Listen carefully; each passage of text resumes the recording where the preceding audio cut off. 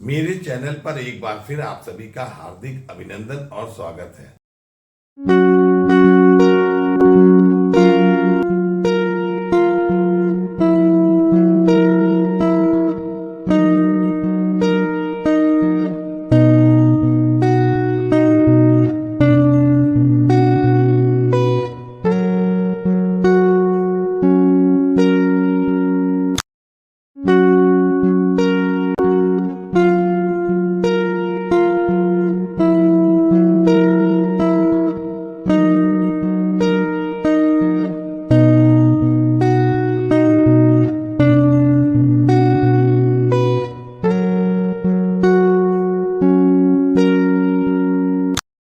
मैं आपके लिए एक नया वीडियो एटी वेल्डिंग का लेकर आया हूं। इसमें मैंने एटी वेल्डिंग के विभिन्न ऑपरेशंस को प्रैक्टिकल और थ्योरेटिकल समझाने का प्रयास किया है। मेरा वीडियो परीक्षा के साथ साथ फील्ड स्टाफ उसमें भी वेल्डर के लिए बहुत उपयोगी और लाभकारी है। मेरे इस वीडियो को अंत तक देखें। मैं आपके लिए एक नया वीडियो रेल की एटी वेल्डिंग का लेकर आया हूँ। इसमें मैंने एटी वेल्डिंग के बारे में और कौन कौन से स्टेप एटी वेल्डिंग में लिए जाते हैं तथा रेल का सिलेक्शन किस प्रकार से किया जाना चाहिए उसको विस्तार से समझाया है। रेल की एल्यूमिनो-थर्मिट वेल्डिंग, शॉर्ट में इसको एटी वेल्डिंग कहते हैं। नंबर 1, एटी वेल्डिंग क्या है? What is eighty welding? ये एक प्रकार की वेल्डिंग है जो रेल के सिरों को स्थायी रूप से जोड़ने के लिए पिघली हुई धातु का उपयोग करती है। पिघली हुई धातु एक ऊष्माक्षेपी प्रतिक्रिया द्वारा निर्मित होती है। It is a welding that employ molten metal to permanently join the rail ends. The molten metal is produced by exothermic reaction. Thermit welding में सिंगल शॉट क्रूसिबल में थर्मिट पोर्शन को रखा जाता है और इसे इग्निशन मैच फुलझड़ी से जलाकर पिघले हुए पोर्शन को मोल्ड में डालते हैं। इस क्रिया को एक्सोथर्मिक प्रोसेस कहते हैं। नंबर 2, परिचय आबलिक इंट्रोडक्शन। प्रारंभिक दिनों में एल्यूमिनो-थर्मिट वेल्डिंग पद्धति पारंपरिक तकनीक कन्वेंशनल मेथड में प्रायः ग्रीन सैंड के 2 सांचों मोल्ड के साथ की जाती थी। इसे ordinary thermit welding OT welding भी कहा जाता था। पिघला हुआ थर्मिट मेटल इन्हीं दोनों मोल्ड के बीच समायोजित होकर नया वेल्ड रूप बांड बनाता था। इस तकनीक में ग्रीन सैंड के मोल्ड और रेल को 45 से 55 मिनट का प्री हीटिंग समय लगता था और हीटिंग को साइड से करते थे। इस पारंपरिक कन्वेंशनल एटी वेल्डिंग को भारतीय रेलवे पर पूर्णतः प्रतिबंधित कर दिया गया है। मतलब जब ये 80 के दशक में हम इसका एक मोल्ड तैयार करते थे जो ग्रीन सैंड से बनता था और इस वेल्डिंग में अधिक समय लगता था, इसीलिए इसको रेलवे के द्वारा अब बंद कर दिया गया है। उसके पश्चात एसकेबी तकनीक के प्रारंभ होने पर ग्रीन सैंड 2 मोल्ड के स्थान पर 2 प्री फैब्रिकेटेड मोल्ड का प्रयोग किया जाने लगा और इस तकनीक में जोड़ की हीटिंग टाप से करने पर प्री हीटिंग समय में भी बहुत सुधार हुआ और प्री हीटिंग समय भी 10 से 12 मिनट का हो गया है। इससे वेल्डिंग में लगने वाला समय कम हो गया है। 2 प्री फैब्रिकेटेड मोल्ड के प्रयोग किए गए एटी वेल्डिंग की इस तकनीक में किए गए वेल्डों के नीचे फुट में अनचाहे फिंस आब्लिक डिफेक्ट उत्पन्न हो जाना इस तकनीक की एक मुख्य खराबी थी। 2 प्री फैब्रिकेटेड मोल्डों द्वारा होने वाली एटी वेल्डिंग की इस प्रमुख कमी का निवारण करने के लिए 3 फैब्रिकेटेड मोल्ड की पद्धति द्वारा एटी वेल्डिंग तकनीक में विकास किया गया है। मतलब पहले हमारा जो ग्रीन सैंड से बना हुआ हम मोल्ड तैयार करते थे, उसके बाद हमने एसकेबी पद्धति में 2 मोल्ड 2 पीसेस वाले मोल्ड का इस्तेमाल किया और उसमें जो था जंक्शन वेब और फुट में डिफेक्ट आते थे, उस कमी को ठीक करने के लिए 3 फैब्रिकेटेड मतलब 3 पीस ड्राई मोल्ड का उपयोग किया गया है। इस चित्र में एसकेबी वेल्डिंग में लगने वाले 2 piece prefabricated dry mould को दिखाया गया है जो प्रचलन में अब नहीं है। इस चित्र में एसकेबी वेल्डिंग में वर्तमान समय में चल रहे 3 piece prefabricated dry mould को दिखाया गया है। नंबर 3, एटी वेल्डिंग के चरण, steps for eighty welding. Eighty welding को निम्न चरणों स्टेप में किया जाता है, जिसका क्रम निम्न है। ए है वेल्डिंग किए जाने वाली रेलों का चयन, मतलब जो रेल हम इस्तेमाल करेंगे उसका हम सिलेक्शन करेंगे। बी है रेलों में वेल्डिंग गैप को बनाना। सी है रेल सिरों की सफाई क्लीनिंग को करना। डी है जोड़ का अलाइनमेंट करना। ई है मोल्ड को बांधना आब्लिक मोल्ड की फिक्सिंग करना। एफ है सेंट से लूटिंग करना। जी है जोड़ की प्री हीटिंग करना। एच है पोर्शन को जलाना इग्निशन और टैपिंग करना। आई है जोड़ को काटना आब्लिक ट्रिमिंग करना। जे है वेल्डिंग जोड़ की ग्राइंडिंग करना। के है जोड़ के फिनिशिंग टॉलरेंस चेक करना। तो ये जो सिस्टम है ये पहले परीक्षाओं में एक सीक्वेंस के रूप में पूछा जाता था और यही वेल्डिंग को करने का एसकेबी का तरीका है।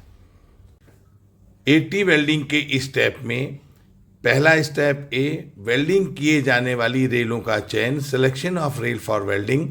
रोमन 1 है फर्स्ट नई रेल और सेकेंड हैंड रेल दोनों के लिए वेल्डिंग से पहले ये सुनिश्चित किया जाना चाहिए कि रेल के सिरे 1 मीटर की स्ट्रेट एज पर वर्टिकल में प्लस 0.5 से 0 mm और लेटरल में प्लस माइनस 0.5 mm इससे अधिक झुके नहीं होना चाहिए। अब ये देखिए वर्टिकल प्लेन में हम एक चित्र दिखा रहे हैं, 1 मीटर की स्ट्रेट एज है, इसको हमने टॉप पर लगाया है और ये इसका क्लियरेंस प्लस 0.5 mm और 0 mm के बीच में होता है। अब ये हमने लेटरल एक चित्र बनाकर दिखाया है, 1 मीटर की स्ट्रेट एज है, इसको हमने गेज साइड में लगाया है तो इसका जो मान है 0 प्लस 0.5 mm आएगा। जब इसको हम नॉन गेज में लगाएंगे तो 0 माइनस 5 mm पॉइंट में आएगा। लेटरल में 1 मीटर स्ट्रेट एज को रेल हेड से 14 mm नीचे लगाना चाहिए।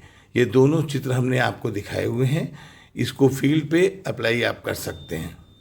रोमन का नंबर 2, इसके अलावा नई रेलों की वेल्डिंग के साथ साथ मरम्मत आब्लिक मेंटेनेंस, वेल्डिंग के मामलों में वेल्ड के फ्यूजन की कमी, लेक ऑफ फ्यूजन के लिए यूएसएफडी टेस्टिंग को उपयुक्त बनाने हेतु रेलों की वेल्डिंग के पहले जहां तक संभव हो रेलों में बने फिश बोल्टों के होलों को हटा देना चाहिए।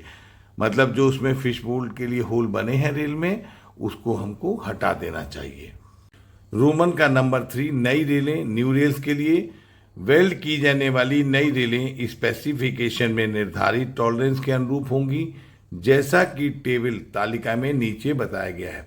अब इसको टेबल को हमने एक सीरियल नंबर दिया है, रेल का ग्रेड है, रेल सेक्शन है, रेल का स्पेसिफिकेशन है, रेल के हेड की चौड़ाई है, रेल की ऊंचाई है, रेल फ्लैंज की चौड़ाई, वेब की मोटाई, सिरों की स्क्वायरनेस को एक टेबल के माध्यम से दिखाया है।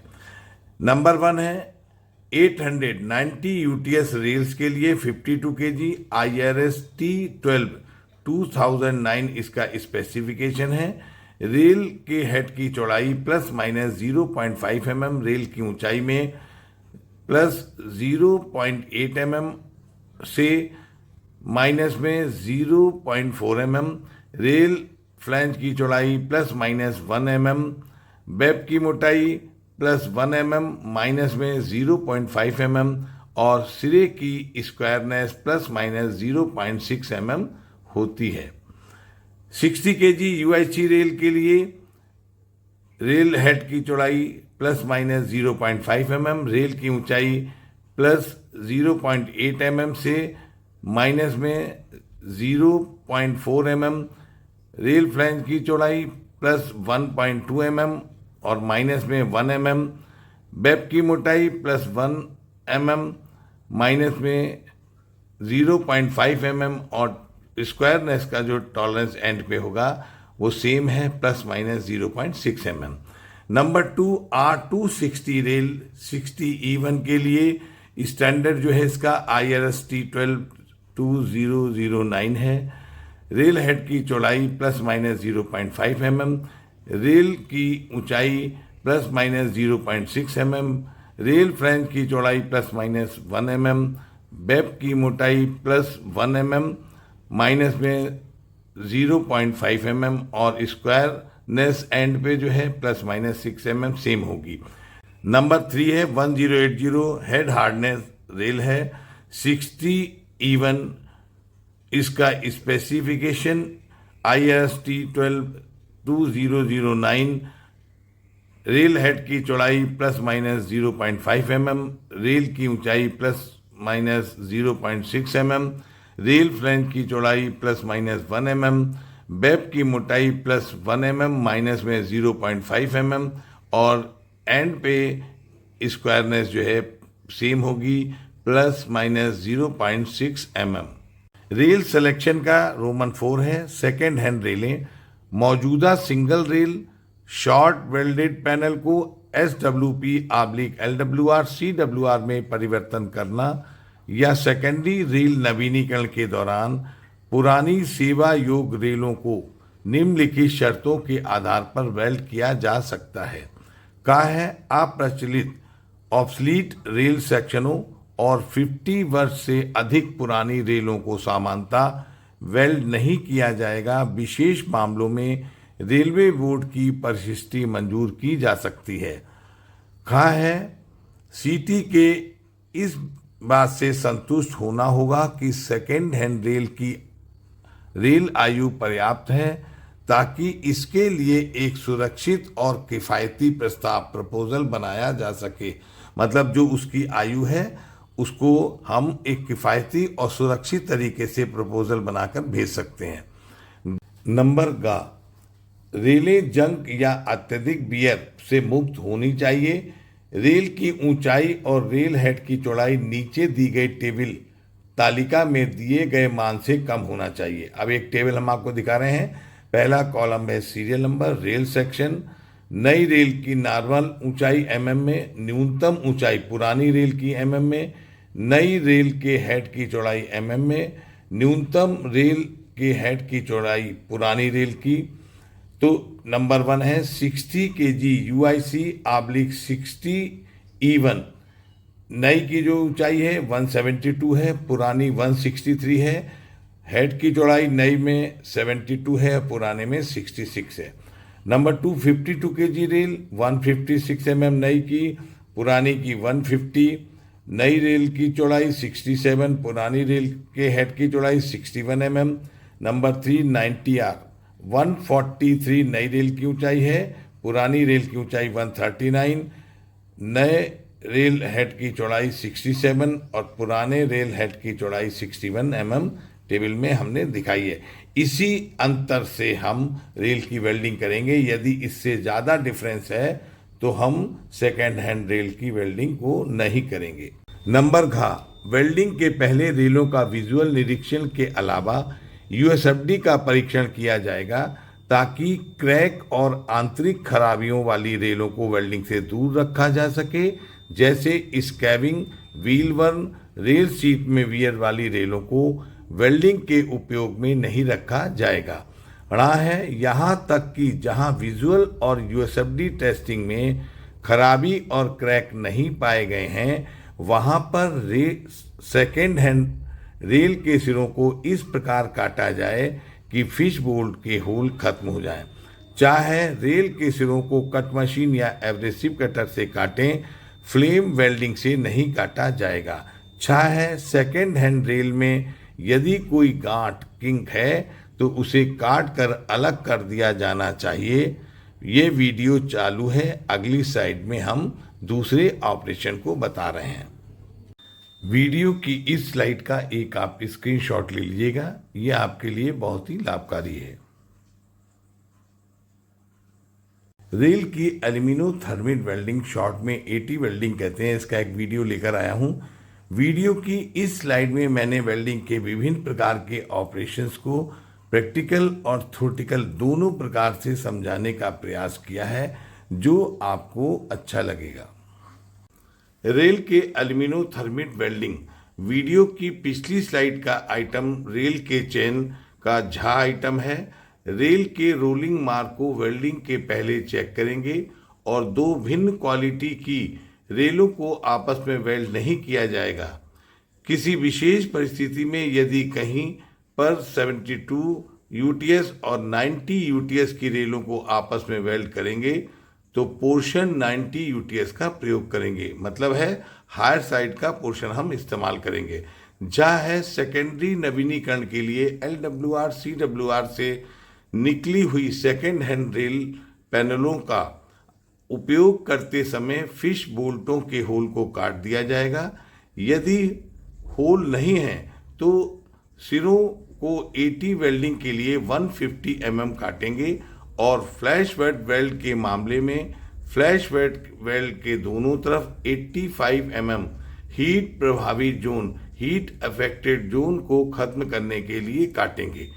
वेल्डिंग को शुरू करने के पहले वेल्डर का सक्षमता प्रमाण को देखेंगे। आइटम बी, रेल में वेल्डिंग गैप को बनाना। To provide welding gap in rails, 80 welding की अच्छी गुणवत्ता क्वालिटी सुनिश्चित करने के लिए अपनाई गई प्री हीटिंग तकनीक के प्रकार के आधार पर 70 से 75 मिनट, 70 से 75 मिनट की अवधि का न्यूनतम ट्रैफिक ब्लॉक लिया जाना चाहिए। रोमन 1 है, सामान्य तौर पर कोई भी 80 वेल्ड जोड़ किसी अन्य वेल्ड या फिश प्लेटेड जोड़ से 4 मीटर से कम दूरी पर नहीं होना चाहिए। मतलब क्या है कि कोई भी 80 वेल्ड जो हम कर रहे हैं उसके पास का 80 जोड़ या फिश प्लेटेड जोड़ 4 मीटर की दूरी के अंदर में नहीं होना चाहिए। रोमन 2 है, वेल्ड किए जाने वाली दोनों रेलों के सिरे को विशेष वेल्डिंग तकनीक के लिए निर्दिष्ट गैप के अनुसार एक समान वर्टिकल गैप के साथ स्थिति में रखा जाएगा। जैसे गैप 25 ± 1 mm बराबर 24 से 26 mm के बीच होना चाहिए, यानी गैप न्यूनतम 24 mm और अधिकतम 26 mm होगा। एंड स्क्वायरनेस ± 0.6 mm होनी चाहिए। जैसे ऊपर गैप 24 mm है और नीचे गैप 26 mm है, ये परमिट नहीं है। ये कट 2 mm 2 mm तिरछा कटा है। यही नियम 50 ± 1 mm और 75 ± 1 mm वाइड गैप वेल्डिंग तकनीक में भी लागू होगा। ब्लॉक मिलने के बाद रेल जोड़ की फिश प्लेट को खोल देते हैं और 1 मीटर स्ट्रेट एज से रेल कट की स्ट्रेटनेस को ±0.6 चेक की जाती है। इसके बाद गैप गेज के द्वारा वेल्डिंग गैप 25 ± 1 सुनिश्चित किया जाता है। नंबर सी आइटम, रेल के सिरों की सफाई क्लीनिंग को करना। वेल्ड किए जाने वाले दोनों रेल सिरों को ऊपर और नीचे हेड फुट वेब में रेल के सिरों को 50 mm तक केरोसिन ऑयल मिट्टी के तेल से अच्छी तरह से साफ किया जाएगा और सभी गंदगी, ग्रीस, मिट्टी आदि को हटाने के लिए वायर ब्रश से तेजी से ब्रश किया जाएगा। और यदि रेल में किसी भी प्रकार की बावरी बर है तो उसे छेनी से काटकर या ग्राइंडिंग मशीन से ग्राइंडिंग करके अलग कर दिया जाएगा। इस चित्र में वेल्डिंग करने वाली रेल के दोनों सिरों को कम से कम सिरे से 50 mm दोनों तरफ केरोसिन ऑयल से साफ करते हुए दिखाया है और वायर ब्रश से अच्छी तरह से रगड़ते हुए मिट्टी, ग्रीस, जंग को हटाते हुए दिखा रहे हैं। आइटम डी, रेल सिरों का अलाइनमेंट करना। Alignment of rail ends Roman 1 है। जब वेल्डिंग का काम सेस पर किया जाता है तो पूरी रेल लंबाई में दोनों तरफ कम से कम 10 लकड़ी के ब्लॉकों या गुटकों पर रखकर लेवल किया जाएगा। रेल को क्षैतिज और वर्टिकल दिशा में ठीक तरह से अलाइन किया जाएगा और सही स्थिति में रखा जाएगा। मतलब जब सेस पे वेल्ड करेंगे तो दोनों तरफ हम कम से कम 10 लकड़ी के गुटकों पर रेल को रखेंगे। रोमन 2 है, चालू line, running line oblique in situ welding के मामले में प्रस्तावित वेल्ड के दोनों तरफ कम से कम 5 स्लीपरों की फिटिंग को ढीला करके हटाया जाएगा। वेल्ड किए जाने वाले जोड़ को उससे सटे स्लीपरों से 250 दूर रखा जाएगा ताकि मोल्ड, क्लैंप और हीटिंग उपकरण बांधने में किसी प्रकार की परेशानी ना हो। देखिए, हम ये आपको चित्र दिखा रहे हैं। इस चित्र में ये रेल है, स्लीपर है और ये जोड़ जिसको हम बनाने जा रहे हैं, इससे 250 इधर है स्लीपर और 250 इधर है। यदि स्लीपर हमको आउट ऑफ स्क्वायर करना है तो उसको हम कर देंगे और वेल्डिंग जोड़ होने के बाद स्लीपर को अपने सही स्थान पर लाकर रख देंगे। जो रेल के सिरे वेल्ड करना है उसे निम्न डायमेंशन में रखेंगे। का है वर्टिकल अलाइनमेंट। वर्टिकल अलाइनमेंट को 1 मीटर की स्ट्रेट एज पर स्ट्रेट एज के सिरे पर एक सिरे को दबाकर दूसरे पर गैप को फिलर गेज से नापते हैं। रेल को क्रोबार से उठाकर स्लीपर पर लकड़ी के बेज से ऊंचा नीचा कर सकते हैं। ये देखिए, हम रेल को आपको दिखा रहे हैं। ये स्केल है 1 मीटर का।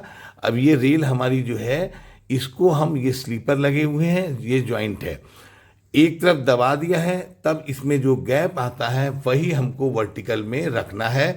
72 यूटीएस रेल में 3 से 4 90 यूटीएस रेल में 2 से 2.4 जोड़ को ऊंचा रखा जाता है। अलाइनमेंट का अगला आइटम था लेटरल अलाइनमेंट। लेटरल अलाइनमेंट के बाद दोनों रेलों के सिरे 1 मीटर की स्ट्रेट एज से नापने पर प्लस माइनस 0.5 की लिमिट में रहेंगे।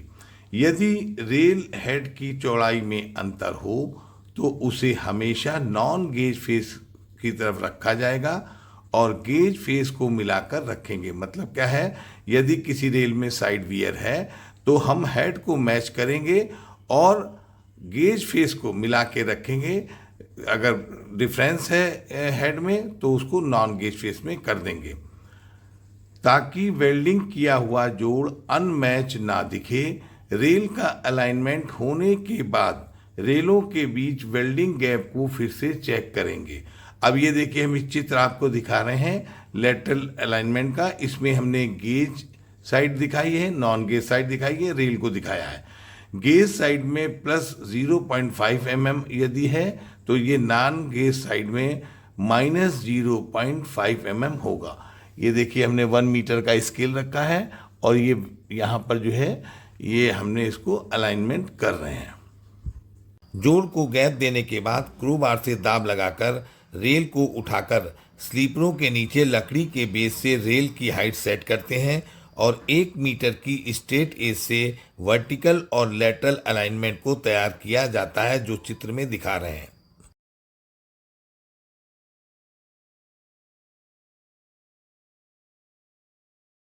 वेल्डिंग प्रोसेस का अगला आइटम ई मोल्ड को बांधना, fixing of mould. Roman 1 portion निर्माता के द्वारा सप्लाई किए गए ही प्री फैब्रिकेटेड मोल्ड को ही उपयोग करना चाहिए। टूटे नमी वाले ड्राई मोल्ड उपयोग ना करें। रोमन 2 है एटी वेल्डिंग पोर्शन निर्माता के द्वारा सप्लाई किए हुए 3 piece prefabricated dry mould ही उपयोग करें। रोमन 3 है ड्राई मोल्ड की शेल्फ लाइफ इसके निर्माण की तारीख से न्यूनतम 12 महीने या 12 महीने की होती है।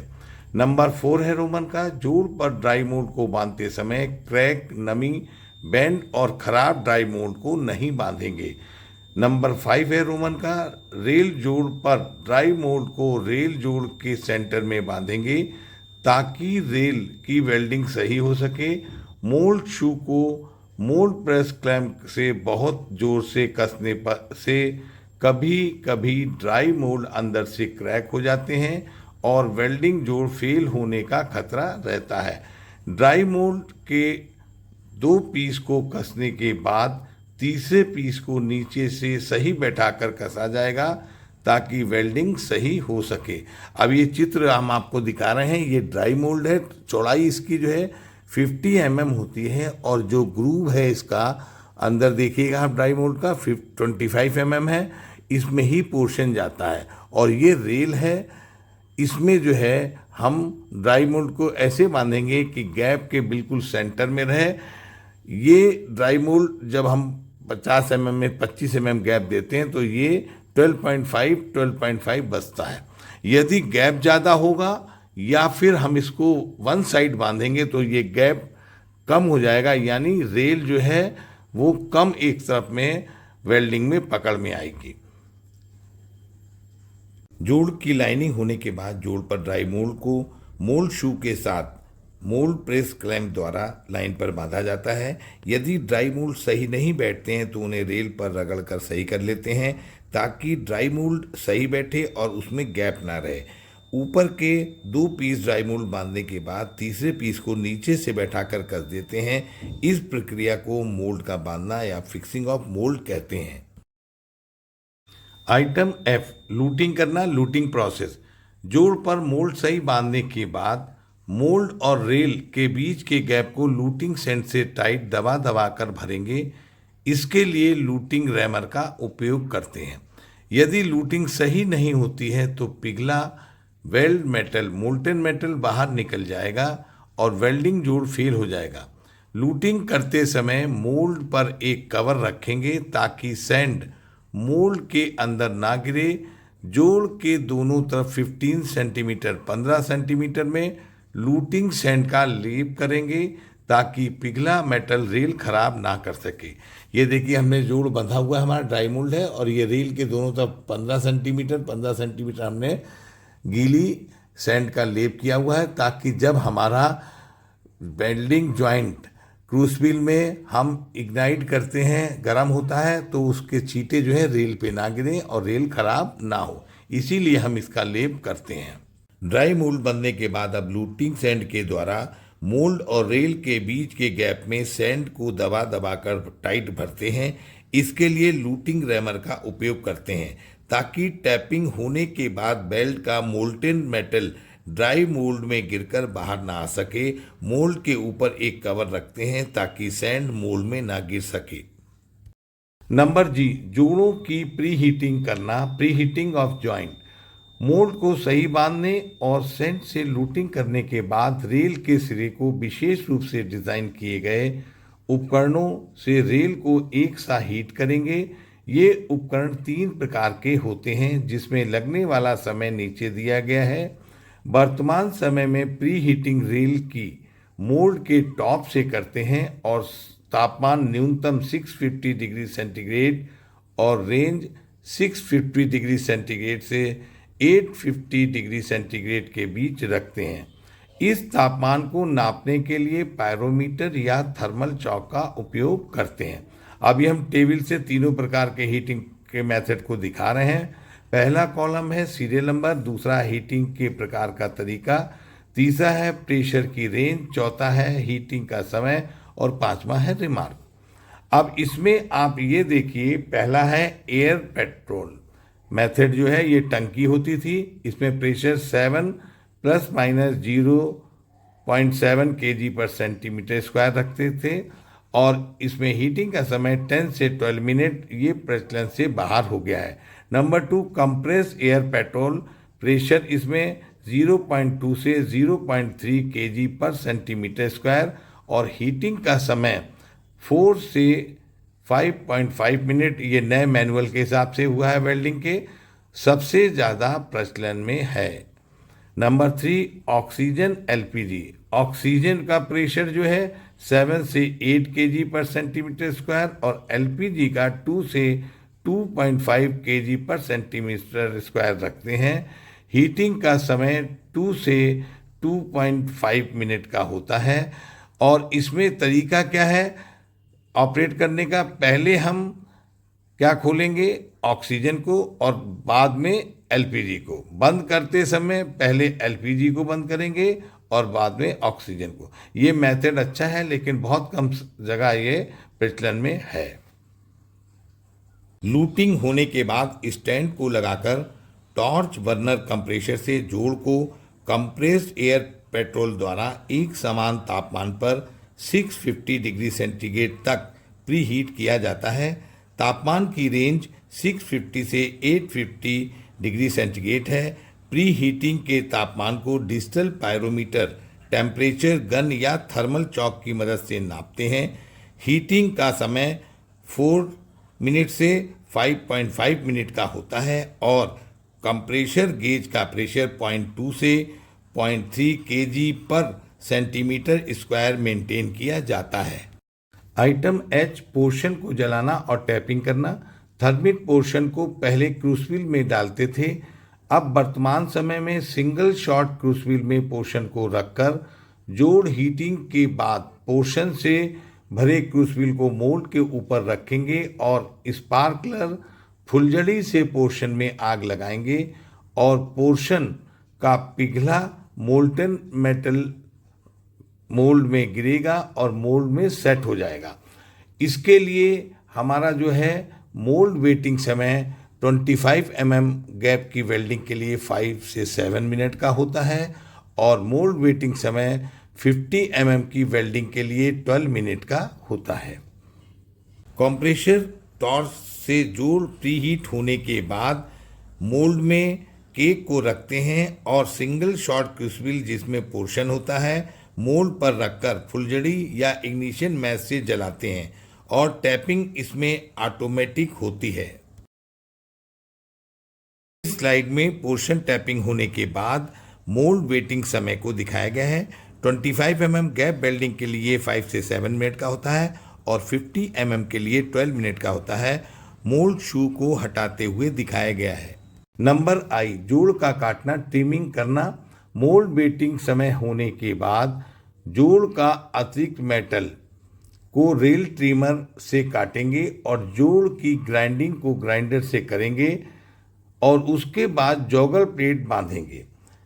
जॉगल प्लेट जब तक नहीं बंधेगी तब तक 30 kmph का कॉशन ऑर्डर चालू रहेगा। हाइड्रोलिक वेल्ड ट्रिमर से अतिरिक्त वेल्ड मटेरियल को काटकर रेल प्रोफाइल दी जाती है। राइजर को 20 मिनट बाद ही हैमर की मदद से रेल की तरफ तोड़ा जाता है। वुडन बेज को क्रूबार से दाब लगाकर हटा दिया जाता है और लाइन की फिटिंग लगा दी जाती है। उसके बाद रेल प्रोफाइल ग्राइंडर की मदद से वेल्डिंग जोड़ को स्मूथ ग्राइंडिंग किया जाता है। वेल्डिंग जॉइंट की प्रोफाइल ग्राइंडिंग की मदद से पूर्णतः घिसाई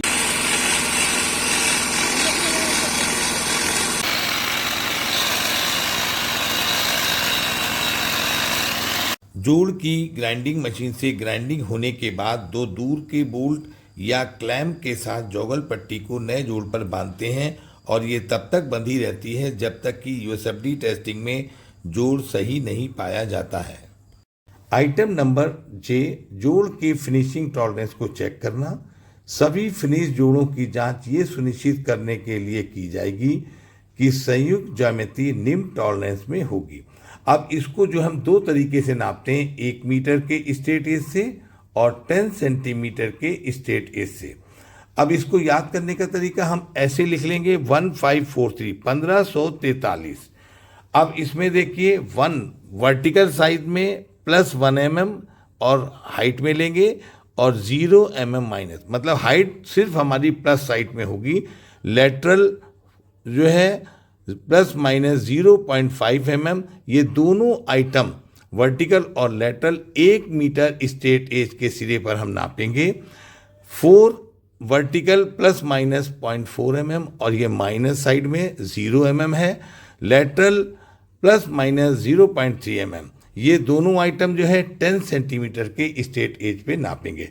इसके नापने का तरीका हम अभी एक स्लाइड से आपको दिखा रहे हैं।